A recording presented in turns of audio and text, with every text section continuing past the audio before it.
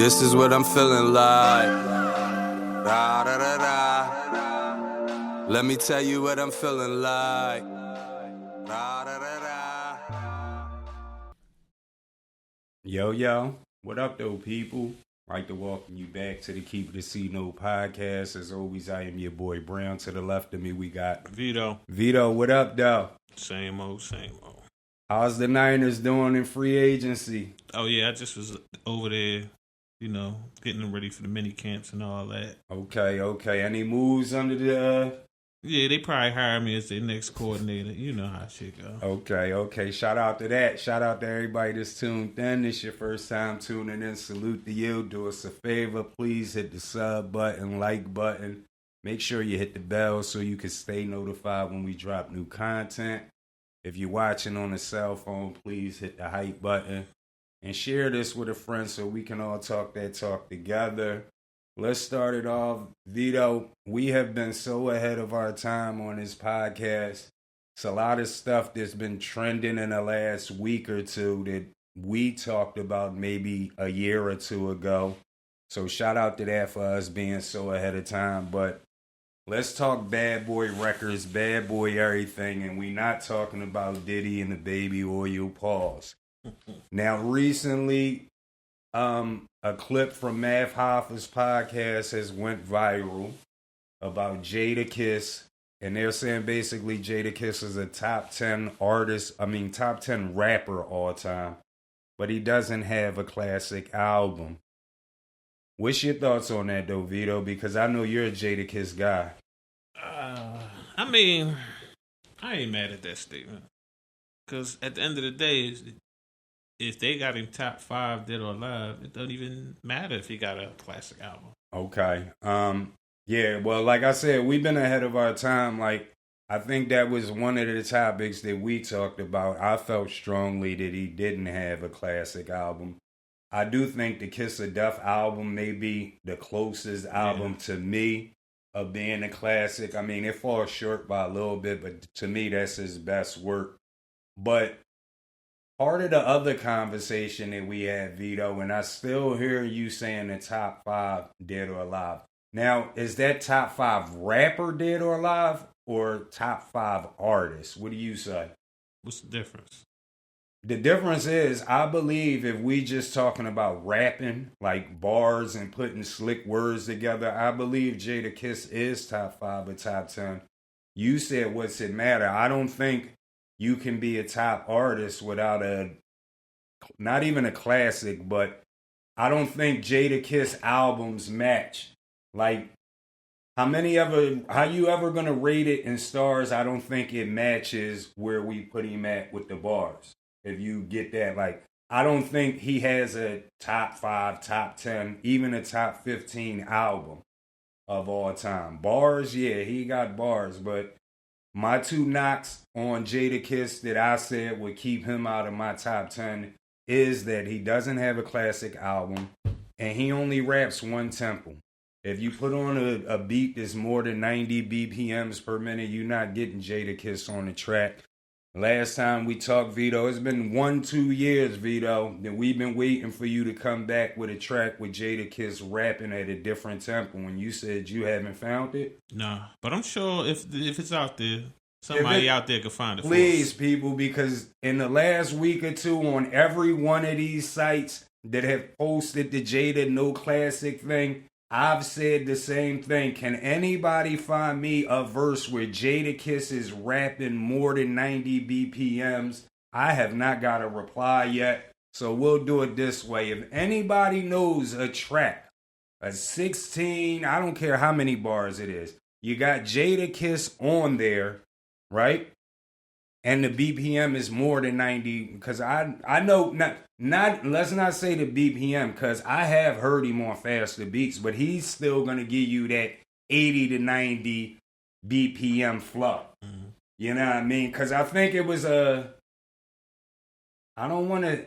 might be like, if I could remember the Lil Wayne track, he got a track on, what's that, the Carter 4 or something, where everybody think is him, Drake, and Jada And Jada come on, same slow flow. He dragged the beat out. Everybody else is rapping a little faster. But let me ask you another question, Vito. Charlemagne, he said something about Mase and Bad Boy's top 5 lyricists, which is crazy because we also talked about this before. Is Mase a top 5 lyricist from the Bad Boy era? Yes. Where you put him at? In the Bad Boy era? Yes. He probably 2.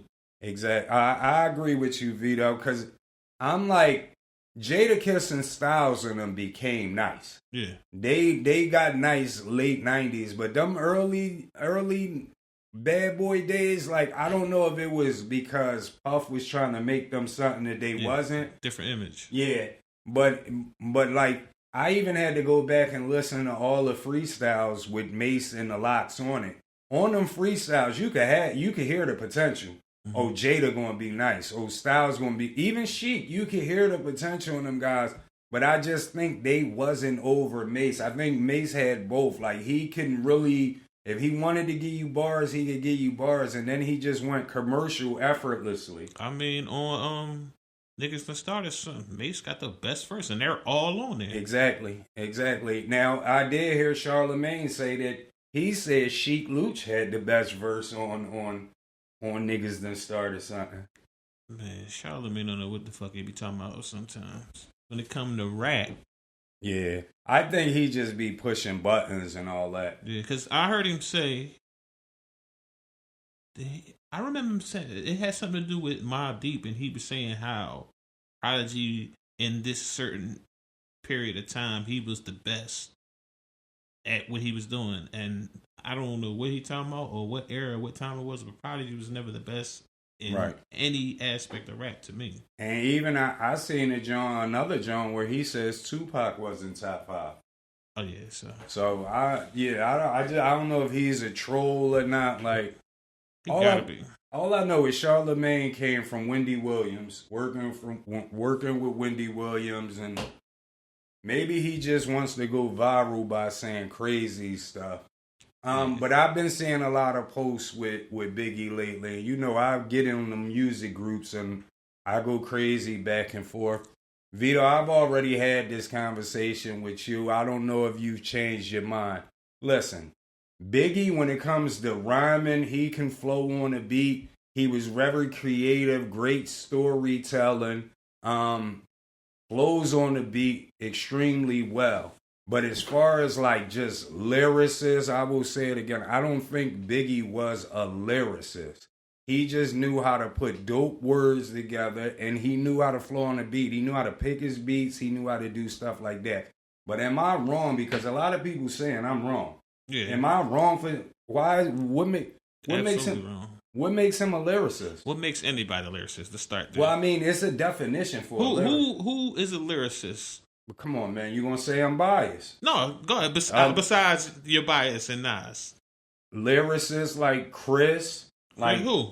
Chris, KRS-One, a lyricist like. But all right, keep on. Give me a couple, because I kind of see a pattern. Rakim. Yeah, see you equating lyricism with like kind of sound like them a certain type of rapper, like the backpack rappers, the conscious rappers.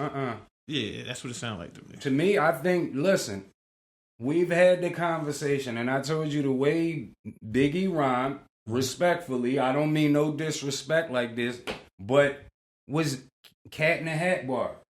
No, Method Man has Cat in a Hat bars. Maybe so, but I'm talking about. They not even this close. I'm talking about Biggie. Like, if we can pull up Biggie verses, it's basic bars. What make the bars great is that he has a great cadence on those tracks, and that the beats is high. Like, anything else, you can replace his bars with cat, hat, bat, man. That's how he rhyme, bro. I've been had skills, crystal spills, high bills in Brazil. Come on, bro. That's like saying I had a cat with a. Come on, no, bro. It's not the same. It is the same. If it was that, everybody would be able to do it and sound like But that. again, like I said, he does flow to the beat. And the beats is crazy. Like, the way that beat switched up on, what's that, Benjamin? He ain't flowing like that, and I got a story to tell. He ain't flowing like that on this song. We say more gone than Freeman. I didn't even know what he was talking about when I first heard that. It took me a while to understand that he was talking about it was a Morgan Freeman bar at the same time. Well, I will say this though: if we recite some lyrics from "I Got a Story to Tell," I guarantee you that is the same pattern. No, it's not. How we gonna see? I can't really think of it because we have this conversation. But when we get off this, we gonna listen to it. I'm telling you, bro. That boy bars is basic. He just know how to put it together and then present it in a good way. It's not like I hear what you say in the more gone than Freeman. I don't know how you missed that, but you might. But it's rare that you hear, oh snap, Biggie meant this. Like, oh snap, he said. Let me rewind that. He said that. Like, you don't really get that from Biggie. You just get not just Biggie. I say Pop too. Like those guys to me. As far as so, do you not remember the Biggie the mixtape? Mighty Cones and Putas. Yeah, that's head in the head. Mighty Cones and Putas. All I'm trying to do is shoot y'all. 2 shots from the root guy. Booyah. That ain't no cat in the hat. Come on, bro. Like, that's cat in the hat, bro. I don't know what you doing. Now, Pac is a basic rapper. I think Big ain't nowhere near the style of rapper that Pac is. But if you look up lyricists, like, the definition of lyricist really say nothing. Doesn't really fit because he's not a poet. If you go down, it'll say all that he's not none of that. He don't fit into the lyricist equation by definition, to me. I mean, this definition doesn't really say nothing in particular. Look, a lyricist, unlike a composer who writes, the lyricist specializes in the text. He's just saying anything. He's not just saying anything. I don't know, bro. To me, I don't know. To me, he's a good rapper. But if we doing a lyricist list, I wouldn't put Biggie in the list. And I know a lot of people say, oh, Biggie went diamond on the last album. Oh, he was the king before he died. But let's not mistake it that Biggie only really had 2 albums. Those 2 albums were great. I think Life After Death was way better than Ready to Die. Mm-hmm. But I think the death thing amplifies Biggie with his fans and all that. But he had more than 2. He had the mixtape, that Junior Mafia shit. Yeah. And whatever he wrote, whatever else he wrote for the other guys. Kim and all them. Yeah, I get all that. But I'm just saying, bro, I'm putting him in there with real lyricists. I'm not putting him in. I don't even think y'all want to call me an Uber. I don't even think, lyrical. If we just talking bars, I don't think he's more lyrical than Pun. No, I agree with that. Okay. But, for example, you might say a guy like KRS-One is more lyrical than him, but KRS-One didn't make better songs than him, so... Yeah, well, I will give... My thing is with Biggie... is to me, it seems like Biggie was transitioning in the taking hit. Like when you see when Ready to Die came out, Ready to Die wasn't an instant success. Like that's why I don't understand it. Like when Mase came out, Mase went platinum in a month? Because Biggie laid the groundwork already. That's cap though, because Mase came right over there and he wrote bigger hits than... Biggie's 2 biggest hits are Hypnotize, which came out after he passed away, and More Money, More Problems, which was a Mase song that Diddy made Mase give to Biggie. But think about this. Think about how Big was at the point before he died. Yeah. And Bad Boys was on a crazy run. And once Mase came in, everything was already laid out for him. I get that, but I will say this. Once Mase came along and the same way you say Biggie was penning for Kim and Junior Mafia, once Mase came along, he penned basically all Puff biggest hits except for Missing You. Yeah.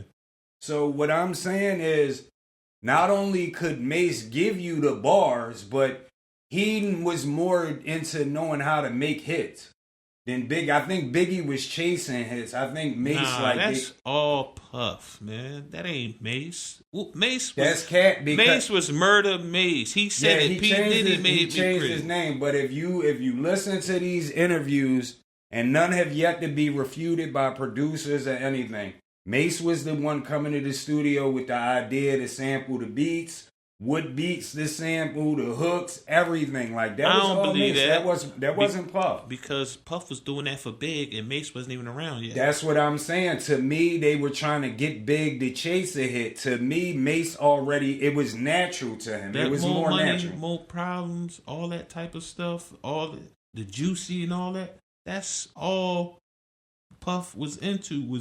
He called himself the king of remix. The more money, more problems thing for sure was a Mase thing. Mase has ranted about that, how he came, he told them what beat to use, he told them how to do the hook, he laid the song, and then Puff came to him like, yo, Playboy, Biggie need a single, like, can you take a verse off? That's possible. And not only did he make him take one verse off, but he made him take 2 verses off to put Puff on the song. So, I don't know. I'm just saying, to me, I also seen something where he said the "Can't Nobody Hold Me Down" thing came from him too, that the beat and all that. So that's possible, but who's to say that type of thinking didn't come from him seeing the blueprint that Puff was already doing with Big? No, he does admit that Puff wanted him to go a certain lane, but that's like if you great at what you do, and they like, Vito, I know you want to go out there and give out 25 assists, but tonight I need you to put up 30. And to me, that's the greatness. Mase came in as Murder Mase, like you saying, straight street stuff. Diddy totally not, Playboy, we don't need that. We need you to be for the ladies. And he was able to just listen to that, and it wasn't as hard. Like Biggie was chasing him, but joints. Puff You could did tell. that with everybody. Puff did that with the Locks. Even Loon, if you see one of Loon interviews, he said he was on the same street stuff, and then when he came in, Puff turned him to the ladies' man. Yeah, but see, with Loon, I think Loon got off by being a knockoff Mase. That's what I'm. To me, That's all Puff work. Because he did it. Matter of fact, if I'm not mistaken, it was one of Mav Hoffa's interviews where he said his name is Loon. Loon short for Looney, which is crazy. He said he was on some street stuff. Puff turned him into that. But Loon was Harlem World too. Just to let you know, he was under Mase. He's on the Harlem World album, not the Harlem World Bad Boy album. I mean the Harlem World album when they signed the deal with. And think about it, Puff's whole thing was to make everybody commercialize to sell records. See, he didn't do that with Shine though. To me, he went more the rugged approach. To me, this is what it seems like to me. Biggie and Puff came out with Ready to Die. They tried to go more rugged. They see that it didn't work. So they like, forget all that. We want to go more commercial. And when they went commercial, they started getting spins, way more spins on the radio. Juicy ain't commercial like the One More Chance remix or stuff that he had on Life or Death. I don't know. I just look at it at the end of the day. I think a lot of hate be going towards Mase. I don't know if it's because he became a pastor. I don't know if it's because of all the beef with Jay-Z and people just turned on him. But he don't get the credit he deserves. And I don't know if y'all want to call me an Uber for that, but I don't think he get the credit he deserves. No, he definitely... Mase didn't really last long, though. He didn't last long. He ran. He seen that it was getting crazy in there. Like, that's another reason why fans knock him, because he ran when stuff got crazy. They saying it was problems in the streets of New York and everything. Like, we don't never know the true story. But it's like being as though he had that short run. Like, but in a year and a half, he went 4 times platinum. He sold 4 million. I mean, before, not including Puff, which he penned most of that album. Before Biggie died, Puff is the only one that had a higher selling album than Mase. I mean, Life After Death went diamond, debuted at #1 and all that, but total opposite from Ready to Die. Ready to Die never went past number 15. It wasn't huge like that. You see what I'm saying? So I seen a comment where somebody said that Biggie wasn't alive enough to make a bad song or album for people to see both sides. Like, they only seen the good side of him, and that's why they put him on this high pedestal. Like, if he would have had a chance to drop a third or a fourth album where, you know, one of them projects didn't hit, like, oh, he doing too much, being as though we never got to see that because he only had that limited time. And then he died. That's why they put him on a pedestal. You think that might be the case? I mean, that's a possibility, and I figure they're basing his GOAT status off of what he did in that little bit of time. So do you think that if he would have had a third album, a subpar album, or if Life After Death would have been subpar, would we hear as much GOAT talk about Biggie now that we do? I mean, it depends, because you can have a subpar album and people are just going off of what they know you're capable of. Like, if you had a great first album and your second was subpar, they're going to base their argument off that first album. Okay. All right. So it's possible. All right. Hey, listen, my last question to you about the BK guys before we move on to the next topic. There's been a lot of talk about Jay-Z stealing a lot of verses, a lot of bars, a lot of songs. Now it's coming out, and I hear you with the pop thing. Now it's coming out that they're saying Biggie stole it out, a lot of stuff, stole a name, stole the idea for the Juicy single, and all that. So what I want to ask you, right, because we always hear about Brooklyn keep on taking it. Like, are those guys really, like, are they thieves? Does it mean, like, I'm talking about the artists. Like, we always hear Brooklyn keep on taking it, they strong arm and stuff. Is that got to do with the music business too?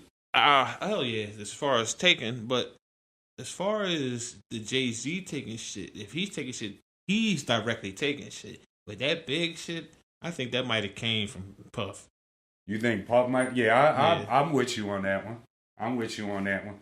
But since we in the 90s, Vito, last episode we did the hip hop 80s Mount Rushmore. Let's stay in the 90s. Let's do the Mount Rushmore for the 90s. You want to go? You want me to set it up? Yeah, I go. This was simple. I go Big, Pac, Nas, and Jay. Okay, and my question to you would be, because I thought about Jay-Z, but when I looked at the 90s, 96 Reasonable Doubt came out.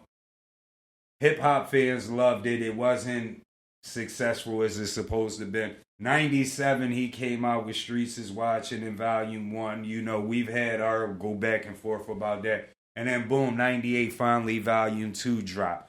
To me, I don't think he had a long enough run in the 90s of being a boy to be put on a Mount Rushmore. That's what I would say, but... I mean, some of the people on your 80s list didn't come out to, like, 86, 87, so... Okay. All right. Well, I respect that. So you said Biggie, Nas, Pac, and Jay? Okay, I'm going all the same guys, and just like my 80s list, I'm going to let it trickle down. My last spot would be, I got Nas, I got Pac, I got Biggie. My last spot, I'm going to give it to Dr. Dre. Dr. Dre kind of dominated the 90s if you look at it. He dropped the Chronic. First of all, he paired up with Suge, started Death Row. That was in the 90s. Dropped the Chronic. They dropped Snoop Dogg album, Doggy Style. He ended up leaving Death Row with nothing. Went and started a whole nother thing. 98, 97, 98, brung Eminem out. The rest was history. To me, the Doctor has to go on the Mount Rushmore list. That was the last guy I decided I mean, to put on the I list. ain't even think about that, but I ain't even mad at that. You ain't mad at the Dr. I ain't Dre? mad at the Dr. Dre pick. Okay. Shout out to that. Let's stay in the 90s, though, Vito. Besides for the Mount Rushmore, let's do sports athletes and entertainers. Give me the top 5 most influential sports figures and entertainers of the 90s. Who you got? Well, my first 3 are gonna be actors. Okay. I'm gonna go Denzel. Okay. I'm gonna go Will Smith. Okay.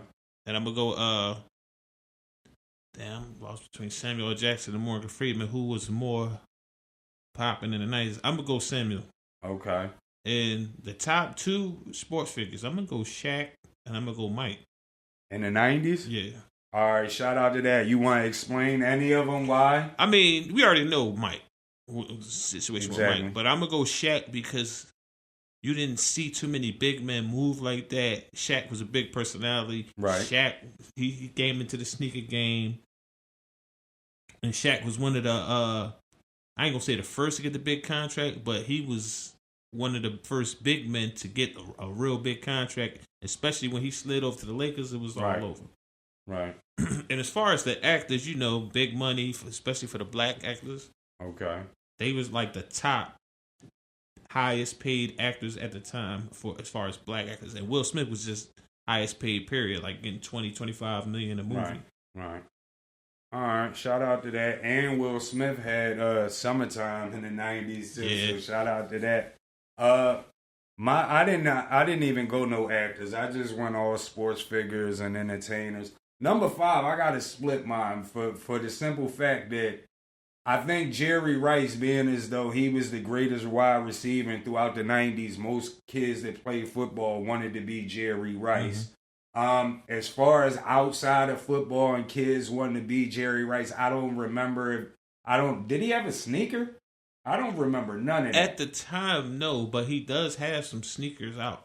Okay, shout out to that. But I just feel as though what he did in the 90s, and we was playing football in the lots and all that in the grass. I know everybody, half of the lot wanted to be Jerry Rice. So I'll give him a split number 5 with Prime. See, I see Prime, I can go Prime. I can do Prime too. But I really don't feel like the football players are as influential as the basketball players because they're not like pushed in your face as much as the basketball players. Right. Yeah, so Jerry Rice / Prime, that's my 5.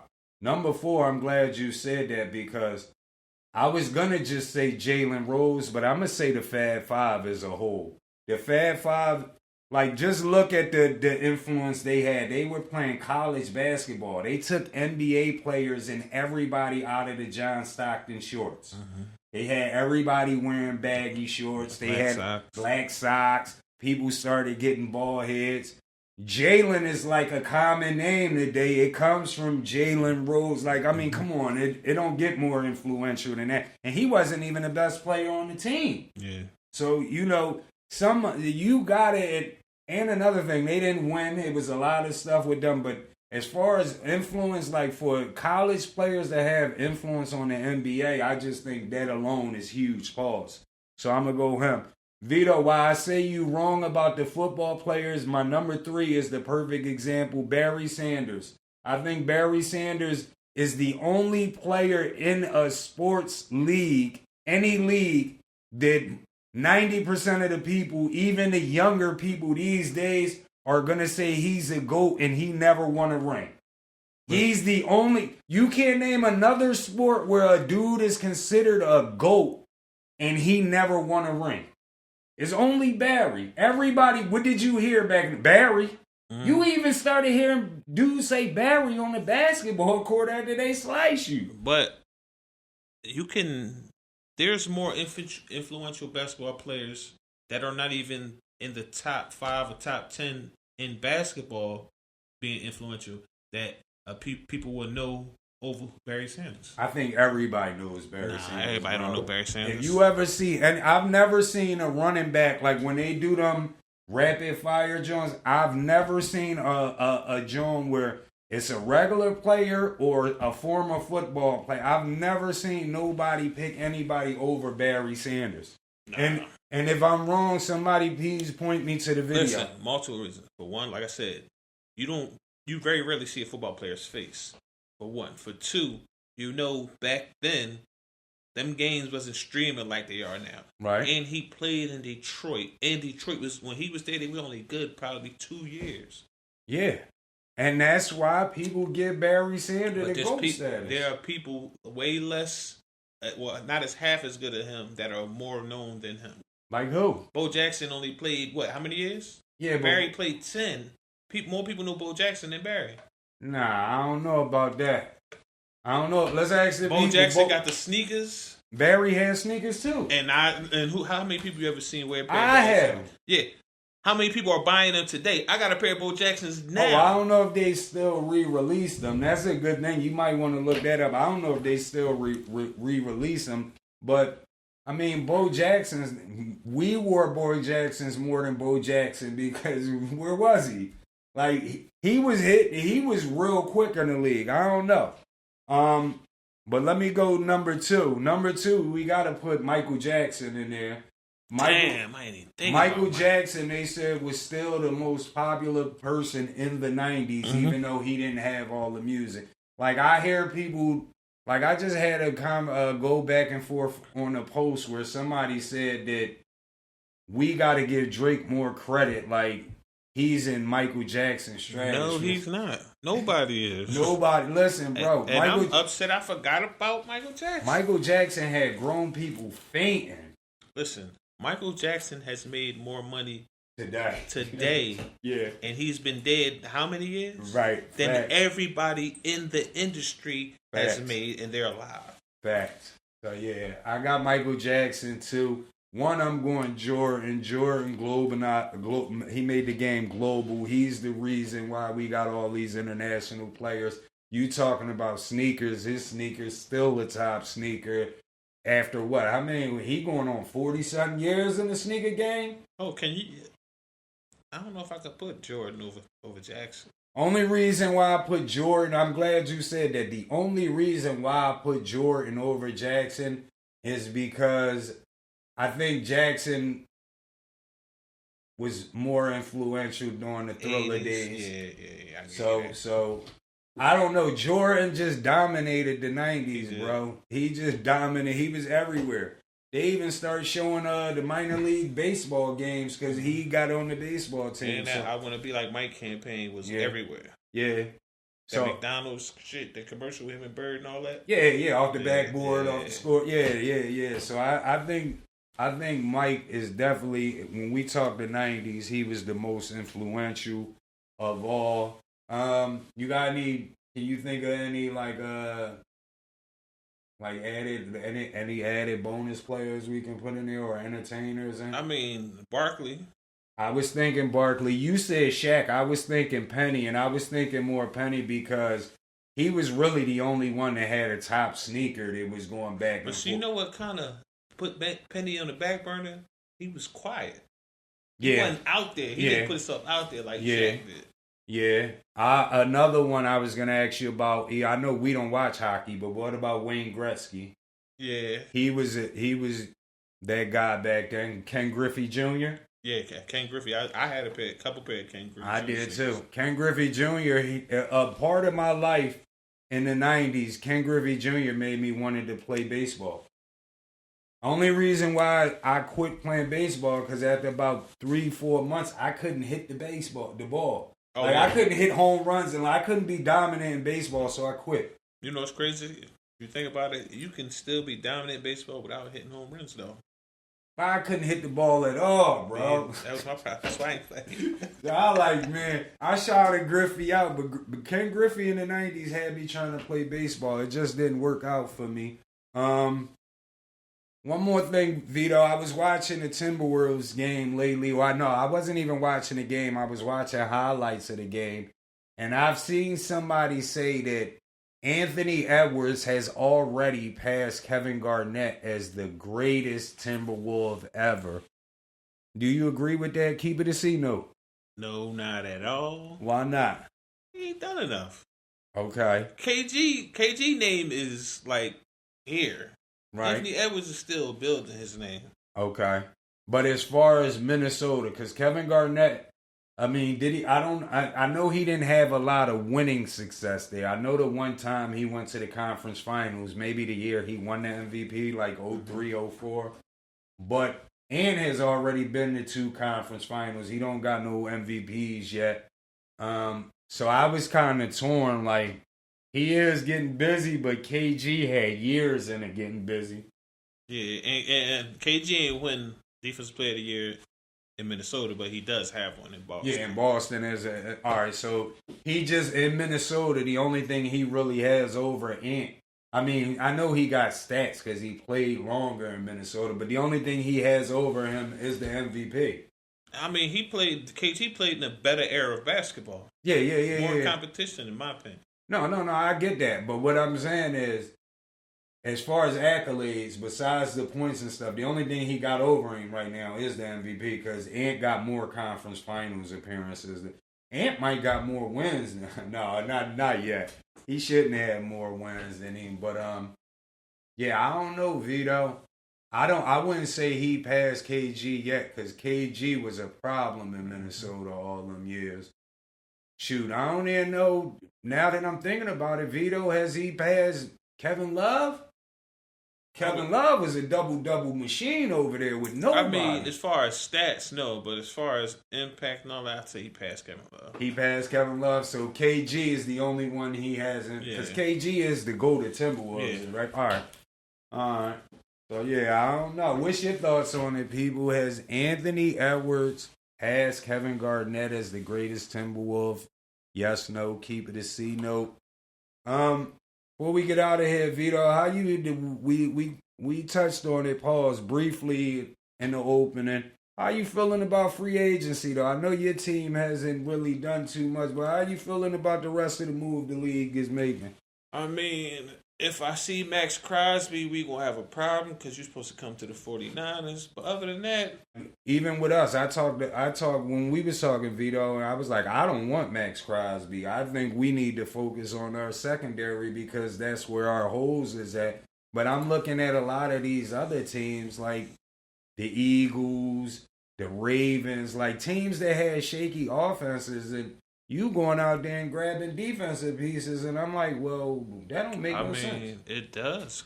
Think about the Ravens' history. When they won that Super Bowl, they had one of the worst offenses in the league. They just had the best defense and got the record for holding the most teams to 0 points. Yeah, but I mean, that defense was bad, Vito. Maxx Crosby alone ain't going to get it. I mean, it's going to help. They don't tell them what they grab in the draft, free agency, whatever the case may be. Just think about how Seattle defense came out of nowhere. We played in the first time this season. We ran down on them. Man, after that, they was beating the brakes off of everybody. Yeah, I don't know. We'll see, man. I just think this a make or break it league. Like, we got a couple quarterbacks that it's time for teams to make decisions. Are you going to extend Lamar? Reset the market again. The Eagles, are you going to extend Jalen Hurts? Reset the market again. Like, we got multiple quarterbacks that we need to know answers. Shout out to my Eagles fans. How y'all feeling, Eagles fans? So where you got Lamar at right now as far as quarterbacks? He and probably my top 10. I got to look. But if he is on my top 10, he like 10, 9. You know that, Vito. Yeah. You know I don't believe in Lamar Jackson at all. I've never believed in him. I got him in the top 10. I have to see the list. Yeah, we maybe could come back and do that then. See where we rank Lamar. I still don't got him over Joe Burr. You know I don't got him over Matt. You know I don't got him over Mahomes. Yeah, that's 3. That's 3. I can't think no. Bro, I don't want to get disrespectful freestyling. We can come back and get disrespectful. No, I start pulling your pull your homie as out. You should. Who? My guy. Fuck you. No, I'm not talking. I'm talking about your guy, but not your guy. I'm talking about the Baker.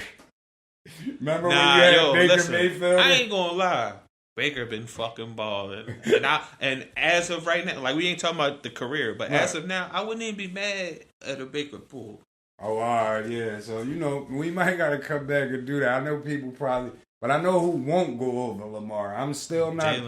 Who? Will you put Jalen over Lamar? Yeah, I'm putting Jalen Hurts over Lamar. I'm not putting Dak Prescott over Lamar. I mean, I don't know, man. Dak get a lot of disrespect. Like that last year, Lamar won that MVP. I feel like Dak was over Lamar that year. Maybe, but was they winning? I mean, are they ever winning? I mean, once every 4 or 5 years, they get a couple wins. Hey, listen, before we end the episode, speaking of Dallas, speaking of the Eagles, shout out to Kyle. I seen something at the beginning of the football season. I'm like, this got to be a troll. Now, Kyle, I know he's been on the show. That's your guy. Yeah. I know he was a Cowboys fan. But I seen him in Eagles gear. Is he an Eagles fan now? Was that Will? That nigga's a cold freak for that. Yeah, that's real. He going to the Eagles games. He got the whole Eagles shit. Now, mind you, I see what he tried to do though. it was a build up too. He was double dipping, but without letting us know. Oh. And I peeped, like when the Eagles won the Super Bowl, he was at a Super Bowl party. Oh. Like he don't know somebody's behind him filming. He holding up the jersey and shit. Then the next scene, he got the jersey on. He like, oh, he trolling. Come to find out that when they got rid of Micah. Okay. Like all the dumb shit the Cowboys, and then Micah is the one who broke the horse's back. Ain't nobody trying to hear that. Cause what made me, he tried to put it on his son though. Like he was, like the post I said, it was like, I'ma have my son be an Eagles fan, so like I'ma support him. I'm like, no. His son don't even know nothing about football. He too young. He had his son dressed up in I'm like, that ain't Kyle with Eagles gear on, is it? Nigga. Wow. Say it ain't so, Kyle. Shout out to Kyle for 28. Or what is it? Kyle Family Ties, man, right? Kyle lost his damn mind. Shout out to Kyle. Hold on. Let me take it further. What makes it so bad, do you know how many years we be on the block? Like, my whole block, besides me and one other person, are Eagles fans. Kyle whole block, from 1600 to 1700, is all Dallas fans.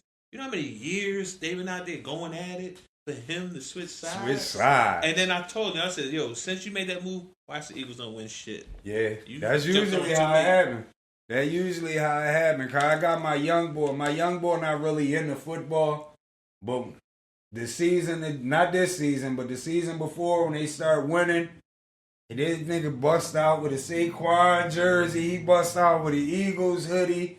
They won the Super Bowl that year. He came back this year flexing with even. I said, Cav, you was going to be the one that killed the Eagles. And they ain't been right since. So shout out to everybody jumping on the bandwagon. I ain't even going to tell you, my son is a Seahawks fan. Ooh, that hurt. Mm-hmm. Ooh, that hurt. Shout out to that because the little lady that I have an interest in, she's also a Seahawks fan. So that was crazy. That's crazy. Yeah. You got anything else, Vito? Nah. About to wrap this episode up, people. Again, we appreciate everybody for tuning in. This is your first time tuning in. Salute to you. Do us a favor. Please hit the sub button, like button, and the bell so you can stay notified when we drop new content. Don't be afraid to leave a comment. If you want a mobile device, please hit the hype button. Make sure you hit the share button so we can talk that talk all together. As always, I am your boy Brown. To the left of me, we got Vito. Please tell a friend to tell a friend to tell a friend to tell everybody. Keep it a C note. We holla at y'all. This is what I'm feeling like. Da, da, da, da. Let me tell you what I'm feeling like. Da, da, da, da.